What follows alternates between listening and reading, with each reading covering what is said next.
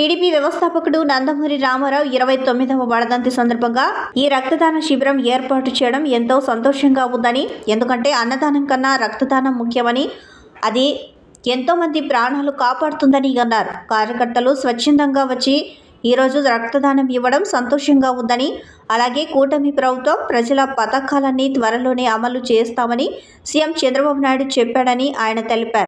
ఈ కార్యక్రమంలో TDP ward incharge పెరుగు పురుషోత్తం రెడ్డి, నంద్యాల మహిళా అధ్యక్షురాలు పార్వతమ్మ, నాయకులు ప్రభాకర్ యాదవ్, నాగిరెడ్డి, రామాంజనేయులు, కార్యకర్తలు పాల్గొన్నారు. నందమూరి తారక రామారావు గారి 29వ వర్ధంతి సందర్భంగా పాణ్యం నియోజకవర్గం ఎమ్మెల్యే గౌరు చెక్కమ్మ గారి ఆధ్వర్యంలో ఈరోజు రక్తదాన శిబిరాలు ఏర్పాటు చేయడం జరిగింది. అందు కారణంగానే ఇక్కడికి అందరం వచ్చి ఇక్కడ బ్లడ్ ఇవ్వడం జరిగింది. అలాగే పార్టీ పరంగా కూడా ఈరోజు దేశంలో ఏ పార్టీకి లేని ఘనత తెలుగుదేశం పార్టీకి ఈరోజు సాధించి పెట్టడం జరిగింది. ఎందుకంటే కోటి పైన సభ్యత్వాలు ఉన్న పార్టీ ఏది దేశంలో ఏ పార్టీ లేదు, అది తెలుగుదేశం పార్టీ. ఇది చాలా సంతోషంగా ఉంది.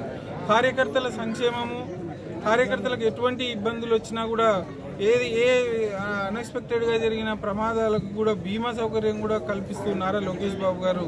ప్రజల ఆరాధ్య దైవమైనటువంటి కీర్తిశేషులు మాజీ ముఖ్యమంత్రి వర్యులు గౌరవనీయులు నందమూరి తారక రామారావు గారి 29వ వర్ధంతి సందర్భంగా కర్నూలు జిల్లా పాణ్యం నియోజకవర్గం గౌరు చిత్తా వెంకటరెడ్డి గారి ఆధ్వర్యంలో రక్తదాన శిబిరం నిర్వహించడం జరిగింది. ఈ కార్యక్రమంలో తెలుగుదేశం పార్టీ అభిమానులు, ఎన్టీ రామారావు గారి అభిమానులు, చంద్రబాబు నాయుడు గారి అభిమానులు, గౌరు వెంకటరెడ్డి, చిత్తమ్మ గారి అభిమానులు స్వచ్ఛందంగా పాల్గొని మేమిస్తాం రక్తము అని అందరూ వచ్చి ఈరోజు పాల్గొని ఈ కార్యక్రమాన్ని చాలా చక్కగా విజయవంతం చేసినారు. ఈ విజయవంతం చేసిన ప్రతి ఒక్క తెలుగుదేశం పార్టీ నాయకులకు, రామారావు గారి అభిమానులకు, గౌరవ వెంకటరెడ్డి గారి అభిమానులందరికీ కూడా పేరు పేరున ధన్యవాదాలు తెలియజేసుకుంటున్నాం.